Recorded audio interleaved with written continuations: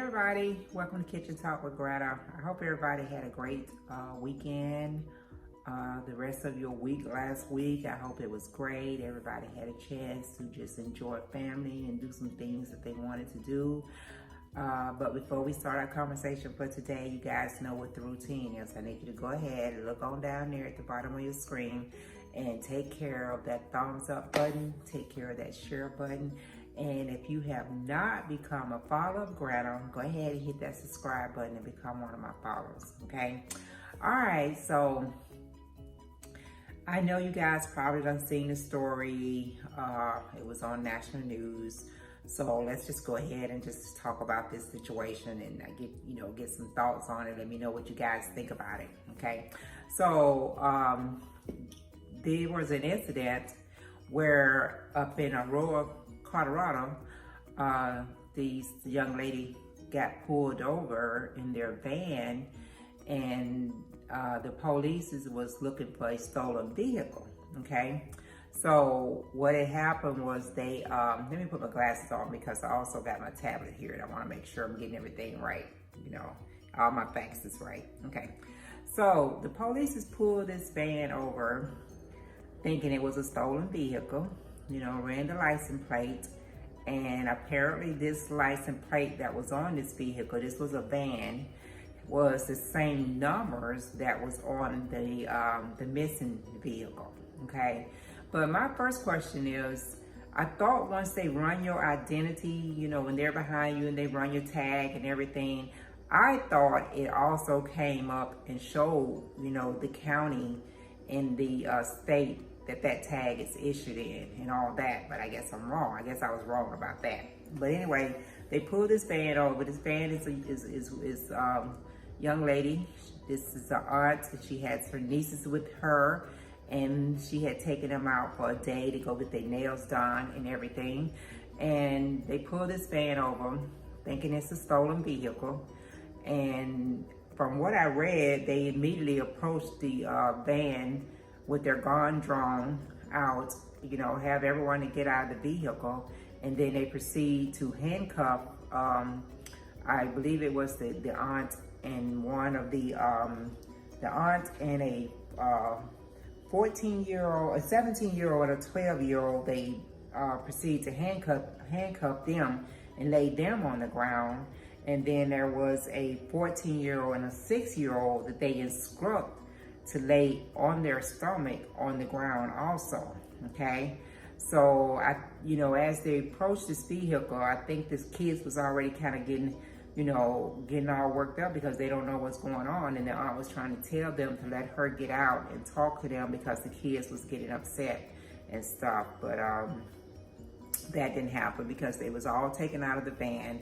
They was all put into a position on the ground. They had them on the ground. They had the 17-year-old and the 12-year-old handcuffed with their hands behind their backs, and then they made the 14 and 16 lay down on the ground. I don't understand it because, first of all, like I said, I don't know how they can make the mistake that they made by running these license plates, and because it turned out that the vehicle they was looking for, not only was it a motorcycle, but it was in a completely different state, a totally different state. The vehicle they was looking for was registered in Montana, I believe it was. And then this vehicle that they pulled over was in Colorado, So I don't know how that got so mixed up, and how then, like I say, you're gonna go from a vehicle, a car or a van or SUV or whatever, to a motorcycle. They even have different, types of license plates. So I don't get that part, but I don't understand why they had to approach the vehicle in the manner that they did. And once they did that, why did they have to handcuff these children in the manner that they did? I did not get that, did not understand that. I don't see why they couldn't simply, got everyone out of the vehicle while they're still doing their search on the vehicle, and have them to, sit on the side or stand over to the side. Why did they have to immediately handcuff them? And I think they interviewed the chief or a spokesperson for the police department, and they were saying, well, that is a part of their training. When they're in pursuit of a stolen vehicle, they are to approach it aggressively, and that is a part of it, but I don't get it. There seemed like there was no reason for them to approach it aggressively, that no one was not cooperating. It seems like everyone was cooperating with them. And when you watch that video of those children laying on the ground with their hands behind their back, handcuffed, that's definitely not a good look. That's not good at all. So I don't understand. It seemed like this whole situation went to the left. They could have handled this whole situation differently.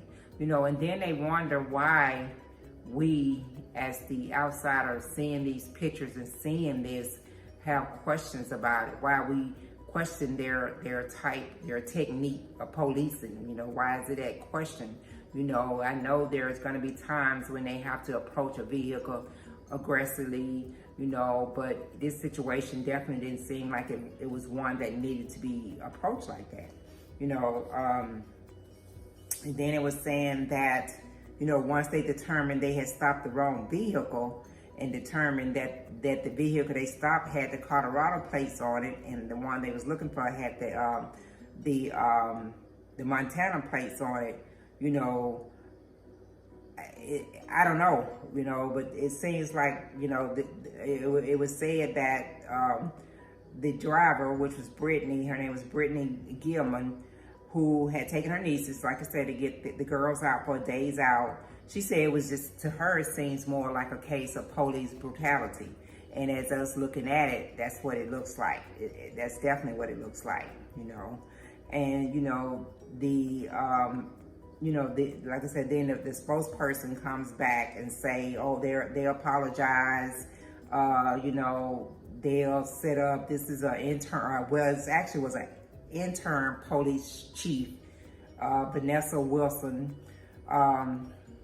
She said that, they should have maybe been a little more discreet with the procedure that they did, and, that she apologized for them.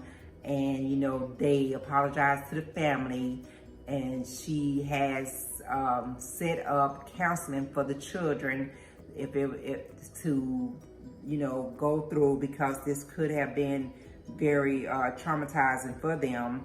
And she's, reached out to them to want to set up some type of counseling, for the children. That's all good and well. You can apologize all you want. You can set up all the counseling that you want.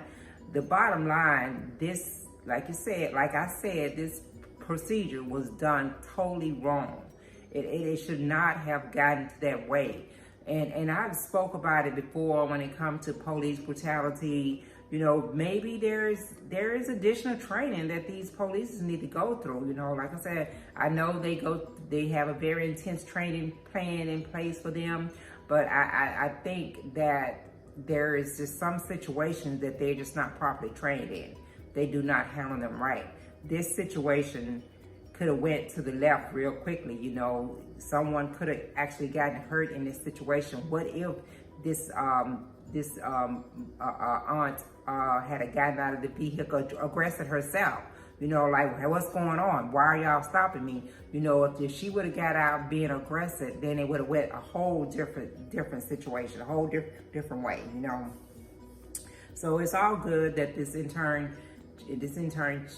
chief of police want to come on, and she wants to provide counseling for the kids. And of course the kids are going to be traumatized. Anytime, they're already probably afraid of the police with everything that's going on. And anytime they come in contact with it, and then they're seeing this type of action being done, and then they're in a part of this action, they're asked to be, to lay on the ground, and what are they supposed to think? These are still children, and it was innocent. This whole situation started out innocent. They were just out for the day with their aunt, and it went, from that. But, getting back to the part about the the license plates. I don't get that part. I mean, I'm not a policeman. I don't know the whole procedure when they're running your tag numbers and all that, but it should. I think it says exactly where that tag is registered at. It comes up, it shows your name, it shows your address. You know, all that information comes up when they run your tag. Who is it registered on there? If that tag is valid. All that information comes up, so it should have immediately came up and said that this was a tag registered to the one they was looking for. Well, first of all, they should have already had the information for the one they was looking for. Once they ran it, they should have known that it was for a motorcycle and not a car or not a van or something. So I don't get it. I think this whole situation went wrong. And then, like I said, once again, they want to know why we question some of the procedures that the police have and how they go about those procedures. And but when you're on the outside and you're seeing these images on TV and you're seeing this, what are you supposed to think? How are you supposed to feel about it? I don't know. It just doesn't make any sense to me, because the way technology is today, they pretty much know everything. Once they pull you over, they have all your information. They don't even need to get your license, because everything is going to come up. I mean, of course, your license is going to verify who you are and if that is actually you that's registered that vehicle and everything. But this whole situation should not have happened, in my opinion. From what I've seen, it should not have taken place. Or since it did take place, it should have been done totally different. It should have been a situation where, okay, if they approach the vehicle aggressively and they seeing that she's surrendered and she's doing what they asking her to do, then at that point it should have deactivated any type of fear that they may have had or anything like that. It should have deactivated at that time, and they should have been able to talk about the situation and find out exactly what was what, if this vehicle belonged to this young lady that was driving it, and exactly worked out all the details of the vehicle that they was looking for, and not take it to the extreme that what we saw on the TV. It just wasn't right. It wasn't right seeing those children being handcuffed, and and the only thing you want to offer her and those children now is an apology, and you want to set up counseling for the kids in case it left them traumatized. I don't know if that's enough. We get the statement, "We're sorry," all the time. That's something we're so used to hearing when incidents like this go down. You always hear, "Well, we're sorry. We approached it the way we thought we should approach it. We didn't know, we had to, go into the situation this way or go into the situation that way."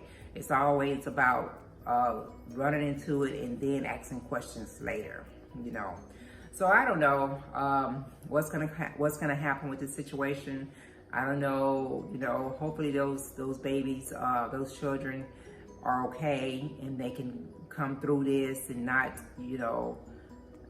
probably be more afraid of the police than they already is, because like I say, these young kids these days are afraid, and that's not good. They should not be afraid of the police. But when incidents like this is constantly happening throughout the United States, it doesn't matter what state you're in, it doesn't matter, it's constantly happening.